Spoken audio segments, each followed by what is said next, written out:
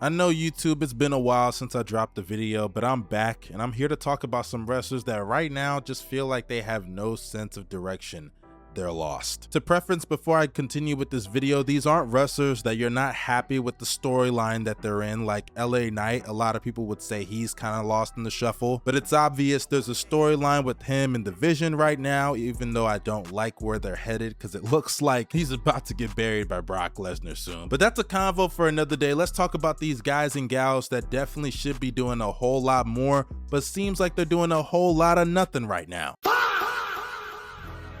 Now, I'm going to start off with something light because I'm not even the biggest fan of Candace Laray, but considering the state of the SmackDown women's division, it is a disgrace how they have used her. Now, don't get me wrong, do I think Candace Laray should be challenging Jade Cargill for the title tomorrow? No, that's not what I'm saying.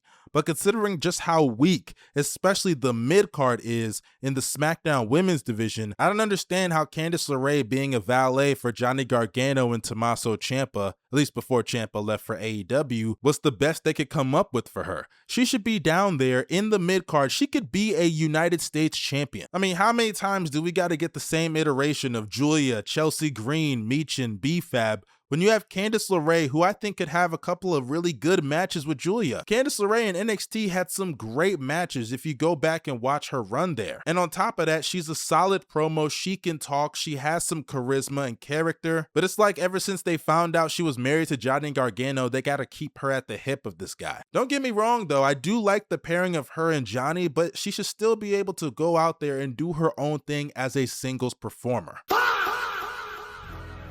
Giulia. I mean, I just spent time talking about someone who could be feuding with Giulia for that United States Women's Championship, but I gotta say, it's gonna take a whole lot more than that for niggas to really start buying into Giulia as a credible threat on the roster. I've heard a lot of people online say that wrestlers like Giulia and Stephanie Vaquer should have stayed in NXT a little bit longer, and I couldn't disagree more. Let's talk about Giulia, obviously, because this segment's about her. I think the excuse people give about her not being able to get over because her English isn't very good is complete bullshit. There are so many wrestlers on this roster whose English is not 100% A-OK, like Asuka, like Stephanie, like Kairi Sane, like Io fucking Sky, and they were able to get over just fine. You want to know why? Because they put them in the ring and let them be the killers they are to connect with the fans with their wrestling ability. That's what's going to get Giulia over. And on top of that, Giulia is still able to cut a promo. She can speak English just fine. Hell, if we want to even go to the male side, Shinsuke Nakamura's English is not very good either. But yet they even found a way for him to cut Japanese anime style promos. Don't give me this bullshit that Giulia can't get over just because of her English. Since they've called her up to the main roster, they've attached her to Kiana James. They never let her go out to the ring to actually cut promos. And on top of that, she has spent months feuding with who? Zelina Vega, Chelsea Green, Alba Fire, and over the last couple of weeks where they finally given her a little bit more screen time in matches, she still ain't defending that US title, and then she had to lose an Elimination Chamber qualifying match so they could get Alexa Bliss in there? Are you fucking kidding me? The Elimination Chamber, I think, is actually the perfect spot for somebody like Giulia. Sure, she'll probably have to eat the pinfall because she's not going to WrestleMania to face Jade, but that's okay because she could take a pinfall from someone like a Rhea or Io, and that's perfectly fine for her. But in the meantime, she could still be in a match like that and showcase her abilities, her moves, and how dominant she can be in that ring. But no, we had to get Alexa Bliss in there. In the big 2026, Alexa Bliss over Giulia. Come on now, what are we doing here? Now, I know I'm kind of cheating my own rules by putting Penta on the list. He just qualified for a match on Raw the other day for the Intercontinental Championship, but we all know he's not winning that title off of Dominic Mysterio. But I just have to say, it ain't just about Penta, it's about Rey Fenix, both of these guys. Now, Penta is in a much better position than Rey Fenix. He's constantly featured on Monday Night Raw. He's been in a couple of main events on the show, and he's faced some top guys on Raw. So I'm not going to make it seem like Penta is not over with the fans, the company's not pushing him, and they've done absolutely nothing with him. That's not what I'm saying. Because to a degree, that also applies to Rey Fenix. Rey Fenix has had some great matches on SmackDown. He's been putting over Trick Williams over the last couple of weeks in some solid matches, good matches with Carmelo Hayes, Sami Zayn, and hell, I even enjoyed the tag team he had with Andrade, unfortunately before Andrade left, but they had a nice little run. But the thing about both of these guys, and it mainly applies to Rey Fenix, but it still applies to Penta too, is that there's no real direction for either of them in a long-term perspective. I mean, where do they go? They're not winning any championships anytime soon. They're not really having any long-term stories or feuds with anybody. It just seems like they're in mini side quests here and there, and if they need somebody to get put over in a nice match that somebody can make them look good, then it's time for Penta to lose to Braun Breaker, or it's time for Penta to lose to Bronson Reed, or it's time for Rey Fenix to put over Trick Williams, or we need somebody for the open challenge against Carmelo Hayes. Send Rey Fenix out there. It's impossible for those two to have a bad match. It just feels like they are there really to get other guys over. And if that's the case, that you don't really have too much for them as singles competitors, then put them back together. You have a great tag team in the Lucha Bros that can go out there and have some amazing matches in a tag team division that is completely dead, especially on Monday Night Raw. And maybe that's a convo for another day. Maybe it wouldn't really help them too much in a division that's really struggling, but a Lucha Bros and Usos match or rivalry program where they have multiple matches is something I can get behind. How about the Lucha Bros versus the Motor City Machine Guns? Something I can get behind. How about the Lucha Bros versus the Street Profits? Something I can get behind. I'm just saying they are better together at this point than apart, because apart, they're just losing matches every single week, and it almost feels like Penta has lost so much momentum since he's arrived in WWE. It almost feels like he's in the exact same position now. I mean, the guy is still over. His catchphrase is said every single time he comes out by the fans, but similar to his brother Rey Fenix, they just feel directionless. They're lost. Hell, speaking of tag teams staying on the same thing, let's talk about the Street Profits.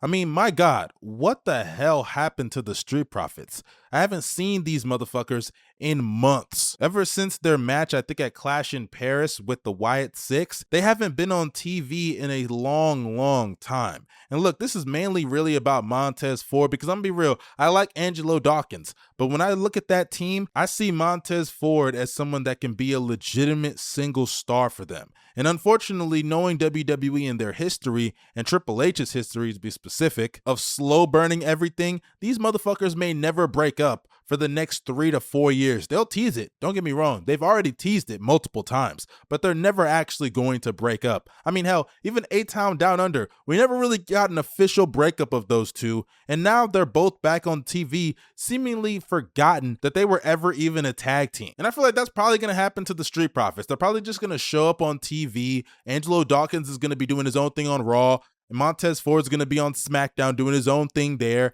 and we're going to just pretend like they were never a tag team in the first place. It's just weird to me that in a division that needs strong tag teams, really, they're not even giving them a chance to go out there on TV. Triple H, step up your game in that division, man.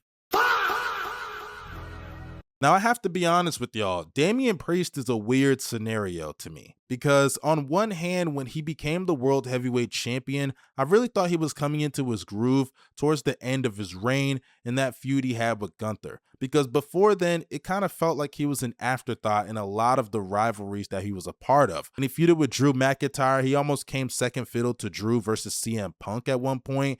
Same thing with Seth Rollins. It always felt like he was not really the focal point of Monday Night Raw, despite being its World Heavyweight Champion. And now you look at him, ever since he's lost the title, he was white hot during that feud against the Judgment Day. And then when they moved him to SmackDown, it felt like he lost so much momentum with the crowd to the point that they had to bring in Rhea Ripley to help him out to get some real crowd reactions when he was feuding with Aleister Black and Zelina Vega. And you talk about a feud that just never ended. Oh my God. They had a last man standing match. Think about that. A last man standing match is usually the end of a rivalry, but yet we had to get another match, an ambulance match between those two. That feud honestly did nothing for either of them. They're still in the exact same spots that they were before as far as being over with the crowd. And if anything, actually, I think it actually killed some of Damian Priest's momentum. He comes out there to very little crowd reaction, and he even has matches on Main Event. Can you believe that? This guy was a world heavyweight champion a year ago, and now he's on Main Event. I truly don't know what's the next spot for him because, I mean, you could say you could turn him heel, but right now SmackDown has a couple of guys that are heels, so where does that really leave a heel Damian Priest? I honestly don't know how to really fix him. I mean, you could put him in a tag team with R-Truth, maybe kind of mimic what you had with Goldust and Booker T back in the day, you know, those odd pairing tag teams. I definitely think it could work, but I just don't know long term, where do you go with Priest after something like that? I think it might just be a situation where Damian Priest isn't going to get over to the level that they thought he would as far as being a main event guy. He can be in that mid to upper card, but as far as mixing it up with guys like Drew McIntyre, Cody Rhodes, Roman Reigns, and being in that constant main event scene, I just don't see that happening with the lack of crowd reactions that he's been getting over the last 6 to 7 months. Now, I think out of everybody on this list, Bayley is the most frustrating person that I had to include in this video because it feels like WWE has taken her for granted on so many different occasions. I just don't understand how you look at somebody like a Charlotte Flair, who it's clear that this company has put behind so many times their faith in her to whether carry a storyline, a big time program, even in situations though that she does not deserve it. Like last year when she returned and won the Royal Rumble again, just so we could get that mediocre ass match and rivalry with her and Tiffany Stratton. I highly doubt we'll ever be seeing those two mixed it up again. Meanwhile, you got somebody like Bayley who was pulled out of WrestleMania that year for no reason. She wasn't injured, she wasn't suspended, she didn't piss anybody off seemingly. They just did it so they could get Becky Lynch on the show, a bigger star. And that sucks. Honestly, it sucks. When that happened, I really started looking at WWE and their relationship with Bayley a lot differently because they would have never pulled that kind of bullshit to Becky. They would have never pulled that kind of bullshit to Charlotte. And I don't care what anybody says,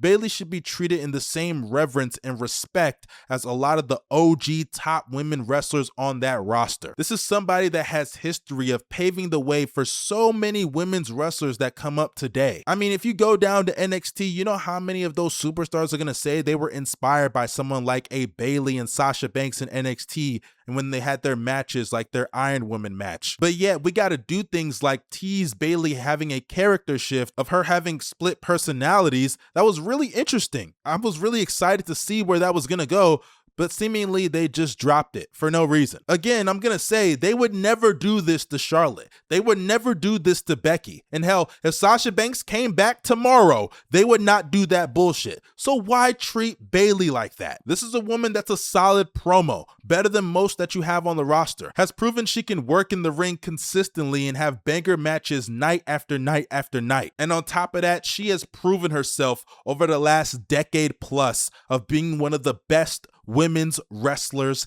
in the world. But yet we gotta saddle her in a tag team with Lyra that doesn't even make any sense, but because WWE didn't know what the fuck to do with Bayley and they just trust she's gonna be all reliable and do whatever the fuck they say, and they obviously have lost some faith in Lyra after that bomb of a SummerSlam match she had with Becky, they just put those two back together for really no reason storyline wise. These niggas really need to lock in when it comes to Bayley. I've talked about a lot of other people in this video, but she is the worst case of a wrestler that right now is lost. She didn't even qualify for the Elimination Chamber match this past Monday on Raw.